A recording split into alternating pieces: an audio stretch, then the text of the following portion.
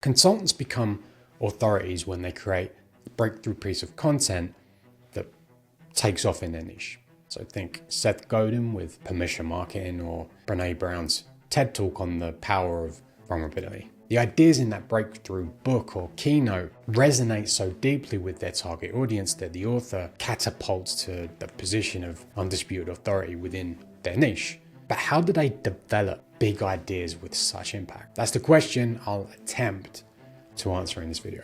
First though, I want to share with you some research from Professor Dean Keith Simonton. He discovered that the most celebrated academic papers, the authors of which subsequently went on to win Nobel Prizes, were the most productive authors. Einstein, for example, wrote 240 academic papers. Most have never been cited. A handful were groundbreaking.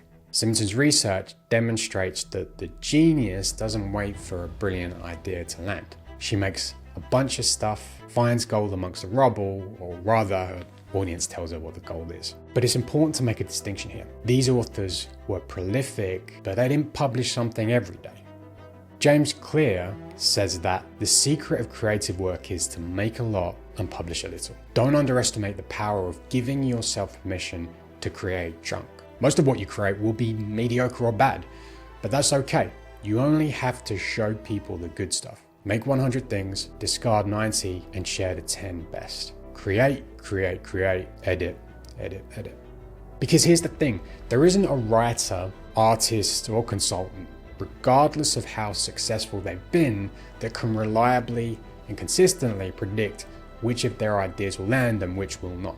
So the advice from James Clear here is make a lot of stuff, more than you'll need, curate, then publish a little of what you make, but publish as often as you can.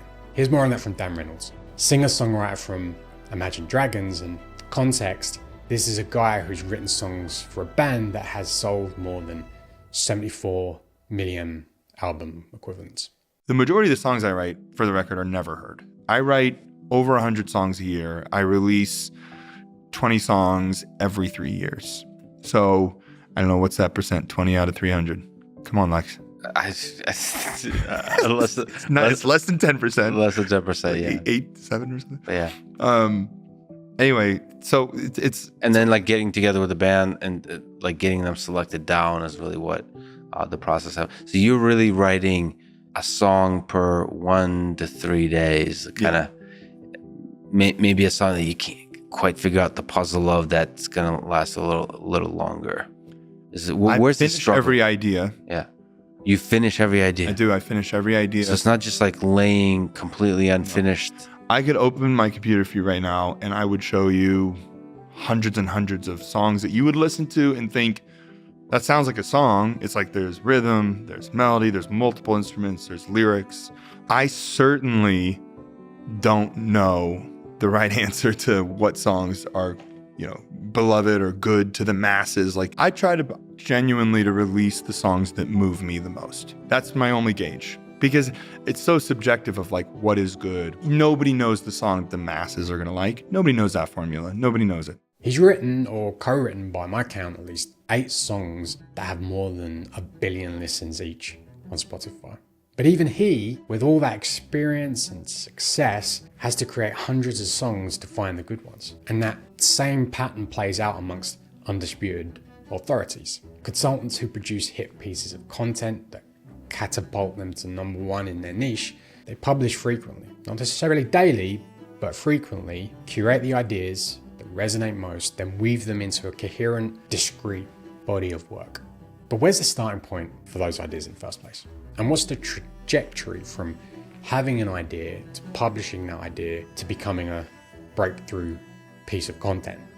To answer that question, I'm going to share something from Carl Richards. Carl is a certified financial planner, best-selling author of The Behavior Gap, founder of the Society of Advice, and he ran the weekly sketch guy column in the New York Times for a decade. Here he is talking about how the opportunity to write for the Times came about. Probably in 2000, I started noticing like the first sketch was just an act of desperation, right? I was in a meeting with 2 clients. I can remember who they were. Dave was a highly skilled, specialized doctor. Diane was a highly technical, like technology sales engineer sales engineer. Both incredibly smart, really successful. I was trying to explain a concept to them. I was getting blank stares. I thought I was really good at this. And I was like, oh no. And then I realized, wait, they're really smart. They're really successful. This must be my problem. And I tried a couple other explanations, didn't work. So I finally was like, no, like this. And I stood up and just, the first time ever, I wasn't a doodler. No art background is obvious. And I drew, it was probably like circles and squares and an arrow to show like the cash flow or something. And I remember Dave going, oh, I get it now. So I started noticing that and kind of getting addicted to that moment. I didn't really care what the subject matter was, but that moment of somebody getting it. And so that was in maybe it was in 2000, 2001 or something. And then at some point, I started sending those out to, like, a client would call afterwards and say, hey, that thing you drew on the whiteboard, could you send it to me so I could share it with my spouse? And when I saw it go out electronically, like scanned it or whatever we did back then, faxed it, I thought, I could send it to more people.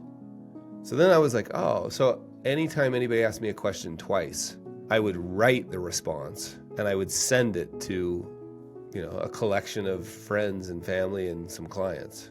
And then when I left the big brokerage firms and started my own firm, I started this website called Behavior App. And then honestly, I think a couple years went by and a guy named Kent, he forwarded it to the editor at the New York Times.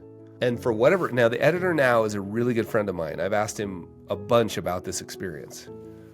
For whatever reason, because he got hundreds of those a day.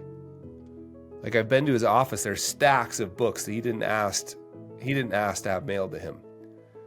He's never had a chance to read. I mean, he tries. He's such a good guy, but he's never had a chance. He can't open all these emails.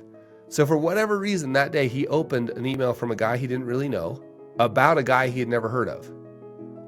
So Kent's email, he opens, and for some reason he decides to check it out.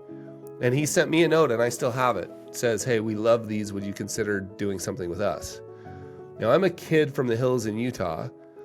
I don't know anything about this stuff. I just knew to say yes and figure it out later. So I was like, sure, what do you have in mind? And that's when that's the timeline behind that. Carl is moving through the world ready and attuned for signals. He doesn't decide what resonates, the market does. Particular sketches resonated with particular people. And more than that, Carl would only visualize a concept once he'd received a question twice. So he'd had some initial validation that it was a topic of interest. Then he started making and sharing a sketch every week, and his email list subsequently grew through word of mouth. So that was another signal that people found these sketches valuable, so they shared them. And then finally, the biggest signal, or perhaps the one with the most impact, was when Kent shared a sketch with the editor of the New York Times, who subsequently gave Carl a column. So Carl borrowed the New York Times audience.